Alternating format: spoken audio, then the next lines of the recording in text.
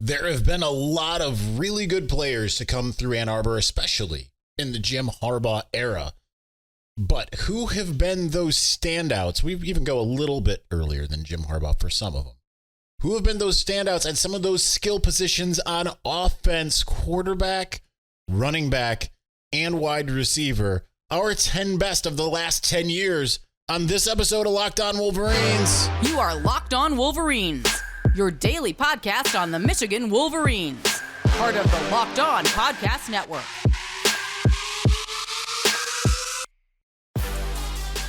Happy Thursday. We are back and doing it. Locked On Wolverines podcast, part of the Locked On Podcast Network, where it's your team every day. I am your man on the ground, Isaiah Hull, publisher of Wolverines Wire, currently in Orlando, Florida. All things go to plan, which they should. At this moment, I should be at Disney that you are watching or listening to this. Nonetheless, so we are going with our Listapalooza, as we occasionally do. It seems like once a year we have some fun with some lists. So that's what we were doing, and we're turning our attention to mostly the offensive side of the ball. Tomorrow we'll do defense. We'll do defensive positions and tight end. We'll add that in. So we'll probably start with tight end to do a continuation. But today we are going to do, in my very subjective, the 10 best players and a countdown that Michigan has had at the three most prominent positions on offense. So counting down 10 to 1, we're going to do one a segment. We're just going to keep rolling. We're just going to do it really fast. So let's start with quarterback, which I have not written yet. With quarterback, we're going beyond Jim Harbaugh. We're going the past 20 years because that's a little bit harder to do. You know, you can't do the 10 best quarterbacks of the Jim Harbaugh era because there haven't been 10. So we're going back to 2003. 2003. Number 10, I hate to put this guy last, but I mean, there's been other quarterbacks that have come through Ann Arbor. So he's not the last. He's just the last of my top 10. It's my guy, DG, Devin Gardner. He would have been a lot higher if it wasn't for the offensive line that played in front of him, right? He had all the talent in the world. I think that if he would have been playing on these Jim Harbaugh type teams, I think that would have been a huge help for him.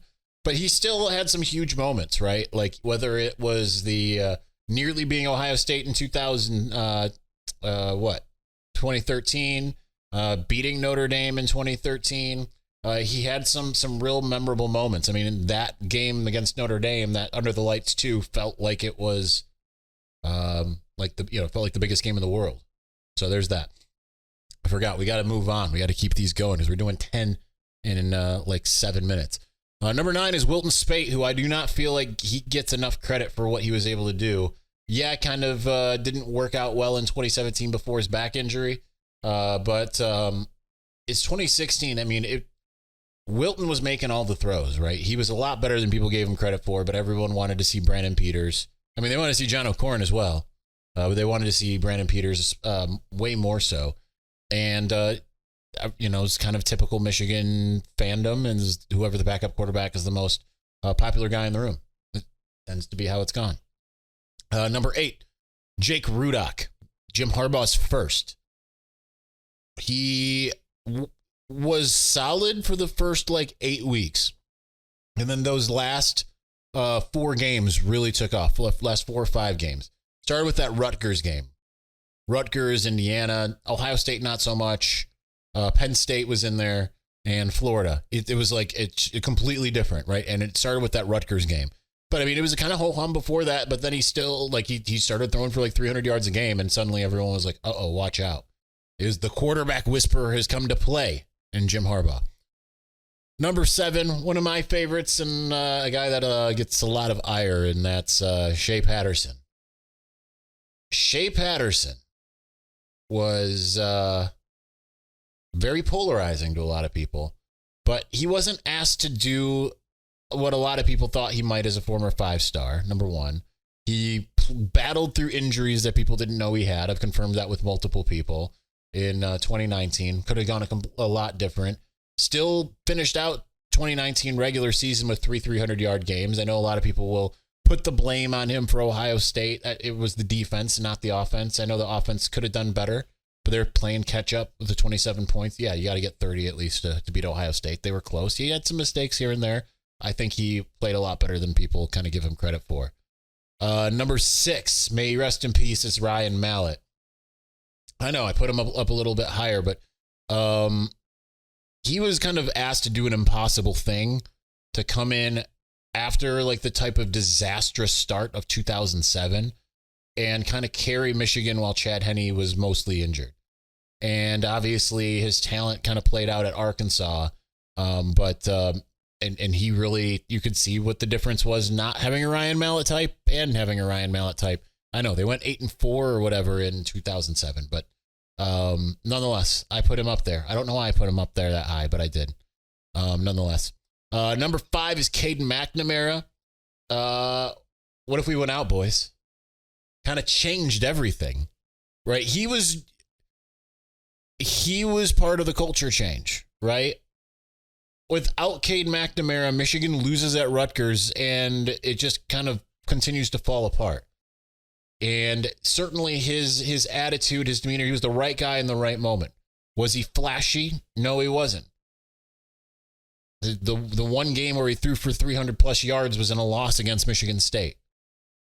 But he got the job done, and he brought Michigan its first Big Ten win in the first ever Big Ten championship game win, first Big Ten win in 20 years, first ever college football playoff appearance.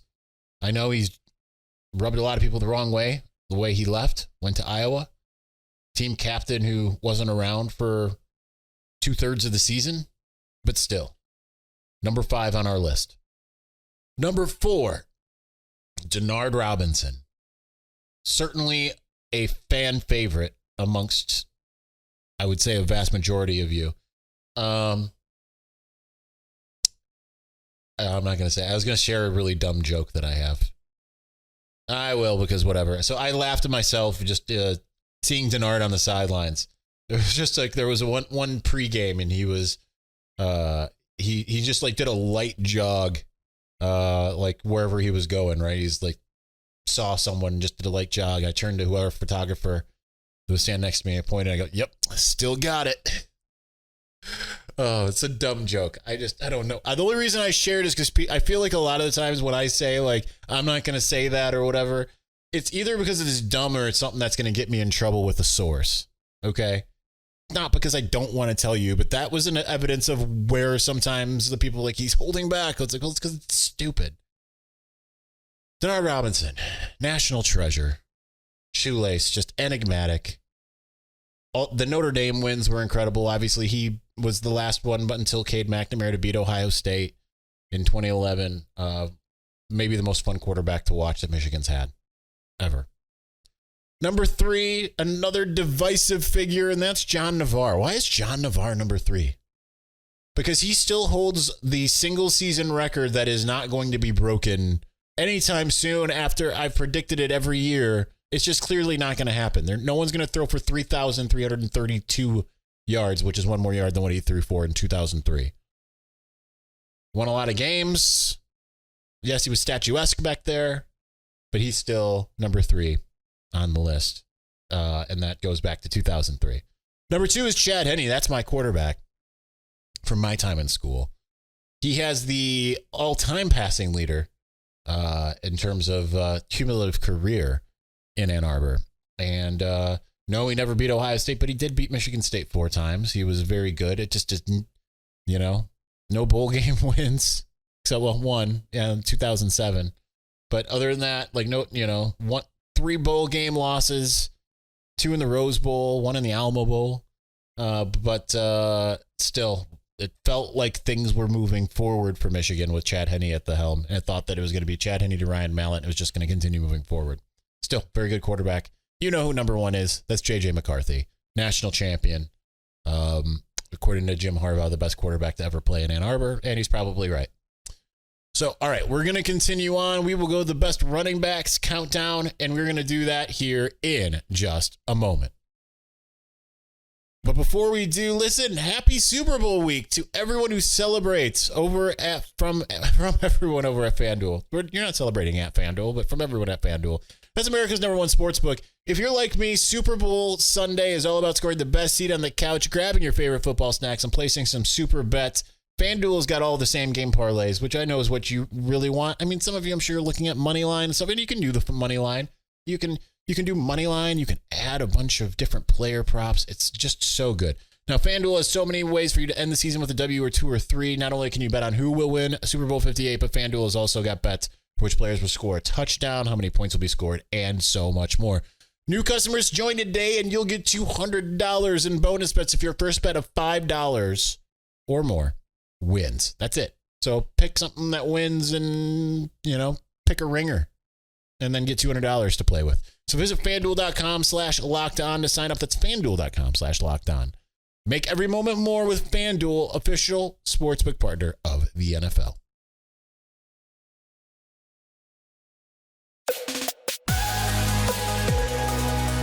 If you're watching on YouTube and you missed the part where I said that I'm on vacation and you're wondering why every episode, except for Tuesday, has different clothing choices, it's because I'm doing all of this on Monday.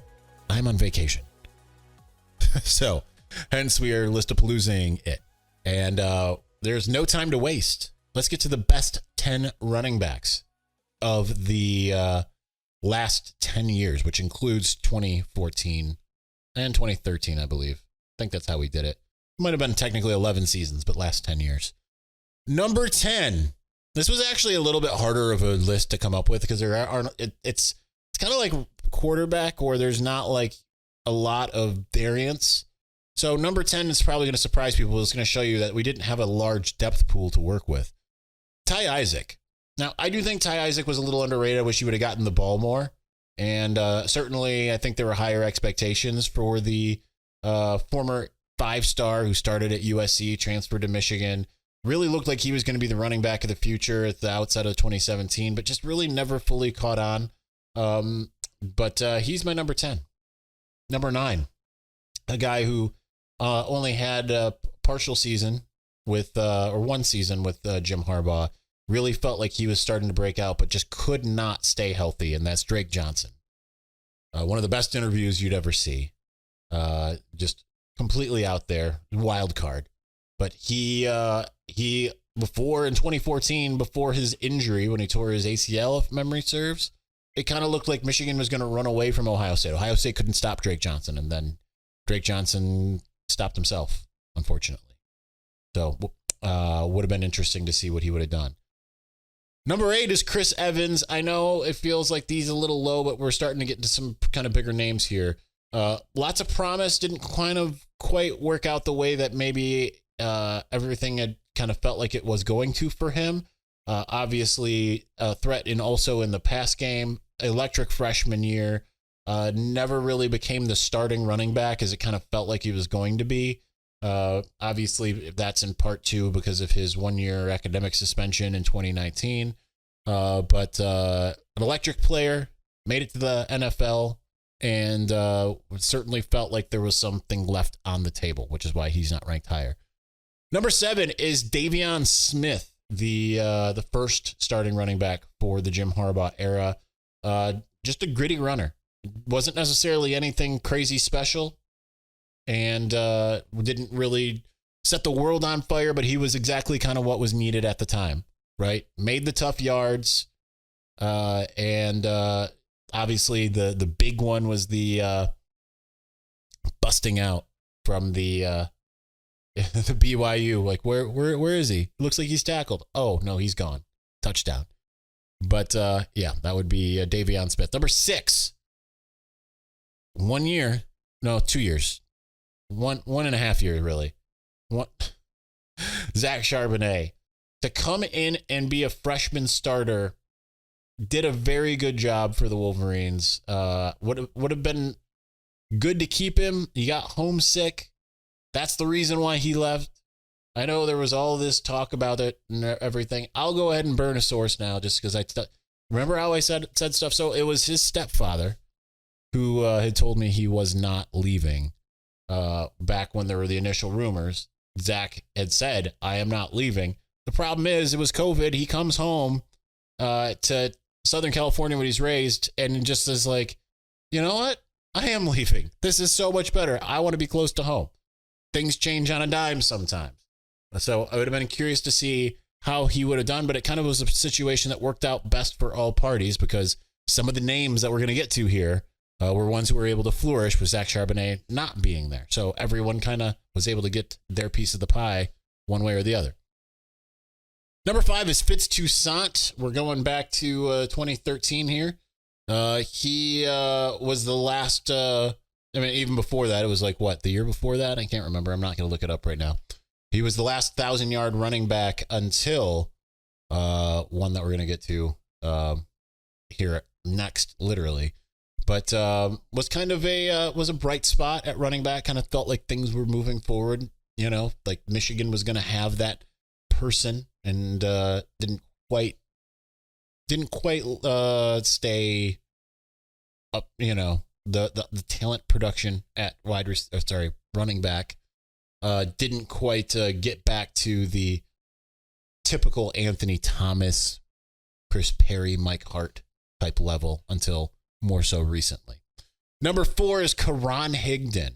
Now, he was the one that finally got Michigan above 1,000 yards rushing from the running back position. Of course, Denard Robinson had more than 1,000 yards rushing every year, but there wasn't a running back that did it until Fitz Toussaint. And then Karan Higdon, after several years of trying to find that guy, he becomes the starter in 2017, makes everyone forget that his commitment ended up causing Mike Weber to flip to Ohio State, and everything ended up kind of working out. Kind of another one. I think people felt good about Karan Higdon in Ann Arbor, and people in Columbus felt good about Mike Weber. Number 3, Donovan Edwards, the Don. Disappointing year last year, but still, obviously, two touches, 2 long touchdowns in the national championship game, 2 long touchdowns against Ohio State. He will forever be a legend in Ann Arbor. No matter what happens, he could carry the ball 200 times for 200 yards next year. And while people will be frustrated, they'll always love Donovan Edwards for not just his ability, but also his personality. So he is our number 2. Sorry, our number 3. Our number 2 is Hassan Haskins, who, if you are a long time listener or watcher of the show, well, not watcher because we didn't do it on video, back in 2018, December 2018, I told you that there was no tailback on the team was more talented than Hassan Haskins. And at that time, that seemed like a very bold prediction, and it came to pass. Well, it was a staffer who told me that. So anyway, Hassan Haskins became exactly the back that was needed, really started to shine in moments in 2019, and then obviously kind of took it late in 2020 before being the guy in 2021. 5 touchdowns against Ohio State is legend status forever, and his ability to fall forward is and get a couple extra yards ended up just being the stuff of legend, like I say. Number 1 is obviously Blake Corum. I mean, he's going to be many people. A lot of people had Mike Hart as their favorite running back. This new generation has Blake Corum as their forever best running back. MVP of the national championship game, Rose Bowl, made all the big runs. Just so many legendary runs, so many legendary touchdowns. You can't ask for anything more. And just an incredibly great person, an easy person to root for. Best running backs of the past 10 years. That's it. All right, let's move on to wide receiver, and that will wrap up our listicle for the day. And then tomorrow, defense. So we will do that here in just a moment. But before we do, you know what? If you're in Las Vegas, what could you do with an extra $100? I know what I would do. I'm going to put it all on, pick my favorite player's number, roulette, done. Could go to a fancy dinner, could do something like that. I mean, that would be a solo fancy dinner, and it probably wouldn't cover the whole dinner. Nonetheless, Gametime is the fast and easy way to buy tickets for all the sports, music, comedy, and theater events near you. And right now, all new users get $100 off not all new users. All users get $100 off when they buy a big game ticket with code VEGAS100. With killer last-minute deals, all-in prices, views from your seat, and their best price guarantee, Gametime takes the guesswork out of buying tickets. So many ways that you can enjoy the experience, whether it's views from your seat, their last-minute deals. They've got the best price guarantee. Right when went 2 weeks ago, and everyone's looking at Lions tickets and saying like, "Oh man," or 3 weeks ago, like it's $1,100 to get in. I went on to Gametime and told you can get in for $300. Or it was like $400, somewhere in between there. Gametime is the only ticketing app that gives you complete peace of mind with your purchase. You can see the view from your seat before you buy, so you know exactly what you'll expect when you arrive. All-in prices show your total up front, so you know you're getting a great deal before you check out. Buy tickets in seconds with 2 taps. So take the guesswork out of buying tickets with Gametime. Right now, all Gametime users get $100 off of a big game ticket with code VEGAS100. Terms apply, or just download the Gametime app and use the code VEGAS100 for $100 off of a big game ticket. Or if you're not going to the game, use the code LOCKEDON for $20 off of your first purchase. Download Gametime today. Last minute tickets, lowest price guaranteed.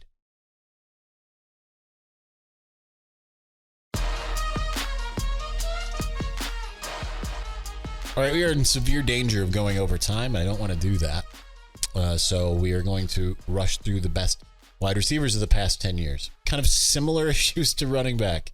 Really should have just made all these like 15 years. I didn't really want to go into the depressing end of Brady Hoke, any part of Rich Rod. I just didn't want to do it, so we didn't.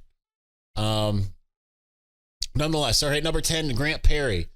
It's kind of funny. I kind of thought more highly of Grant Perry's career, and then when I started looking through his yards, wasn't really like anything to necessarily write home about any given year. But he was good. He was solid.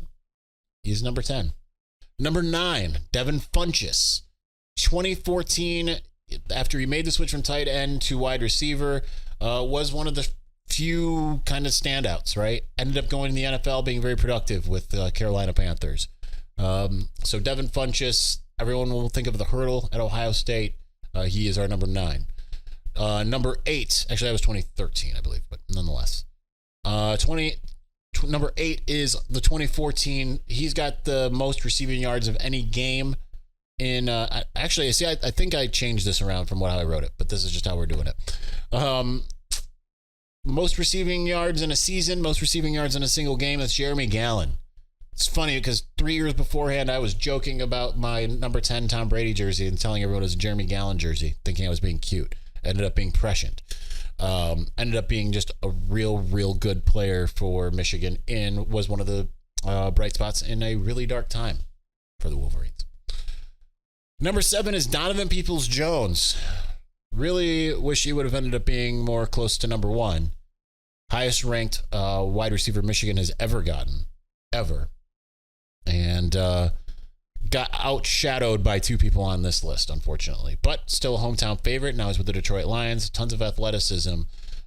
Just didn't quite get the full production as some of his counterparts like Jalen Waddle or Devontae Smith. There were a lot of guys that were ranked below him who really shined on the national stage. Part of it is probably didn't have the best quarterback play to take advantage of his skill set, but others around him also managed to flourish as well. So a little bittersweet. Number 6 and 5 kind of go together, so I'm going to give them to you together. That's Amara Darboh at 5 and Jehu Chesson at 6. I think Darboh, I mean, they had about the same yards, right? They both kind of did similar things. It's funny seeing them both. They were both on the sidelines for the practice at SoFi for the Rose Bowl. And I talked to them both. It's just funny to see them both. It's like they're both a lot bigger than the current wide receivers that Michigan's had. And they were the, what was needed in 2015 and 16, Jim Harbaugh's first 2 years. And they absolutely did a very good job. And were they had their moments of flash, right? Whether it's Jehu Chesson's kick return to open up Northwestern the week before, the BYU one-handed snag by Amara Darboh. They had their moments. Generally, they weren't getting talked about as the top receivers in the country, but they played the exact brand and style of possession receiver that Michigan needed at the time. Number 4 is Cornelius Johnson. Streaky, obviously, but had some giant plays. Always seemed to like kind of come alive on the bigger stages when he was needed. Now, only 1 touchdown last year, which was kind of a weird thing that I didn't really realize, and that was in that. But it was absolutely when it was needed. The tip drill against Bowling Green. But obviously, the 2 touchdowns against Ohio State, the 2 touchdowns against Indiana, both when absolutely needed last year. That tells you a lot about Cornelius Johnson. And this year just kind of felt like there were a lot of those just out routes that were right at the sticks that he managed to make on third downs. He was really big on extending plays, extending drives rather. Number 3 is Ronnie Bell. He very well could be number 2, but I have him at number 3. Absolutely going to be a forever fan favorite, which is certainly in large part because he exceeded expectations greatly. I remember the day he committed. I remember being at dinner with my grandparents, and I was still at 24/7 Sports. I remember going on the board and seeing just pages and pages of complaints. How dare they? Well, how dare you? Anyway, it's he ended up being, despite all of the, Michigan had the 4 receivers. I know Oliver Martin wasn't there forever, but, everyone's talking about the best receiver class ever. Donovan Peoples-Jones, Nico Collins, Oliver Martin, Tariq Black. Well, Ronnie Bell ended up being the best of most of them. And he ended up outgaining pretty much everybody. You knew he was going to get open, and you knew he was going to make the big catch. And it just felt like before he tore his ACL, he was going to be on another plane. And then he still was really good in 2022. I think if he didn't get injured in 2021, I just felt like he was about to really soar. He is our number 3. Number 2 is Nico Collins. Did not get there to the same level as Ronnie Bell in terms of yardage, but you're seeing it in the NFL right now. And you could see it in 2018 Ohio State game. There are just so many games where you could just throw it up to Nico and he would make it. Then the problem was Michigan just didn't want to throw it up to Nico for whatever reason. But he was incredible. And, man, could Michigan use a wide receiver like him this year? Number 1 is Roman Wilson. Didn't necessarily have the Ohio State showings, right? He had 1 big catch in 2021. Pretty inconsequential in 2022. Had the tough touchdown in 2023. But his incredible catches that he made are just par excellence. Nebraska was absolutely incredible. Even ECU, incredible. Then obviously having the very important game-tying touchdown in the Rose Bowl, that just tells you everything you need to know. And that was the most important touchdown from a receiver all year this year. He was the guy, and he made the best of it. All right, so that's the show, right? That's all the offense until we get to tight ends and all of that stuff. So we will get to that tomorrow, tight ends and edge rushers and cornerbacks. So look forward to that. Thanks for watching. Thanks for listening. We will be back on Friday. Peace.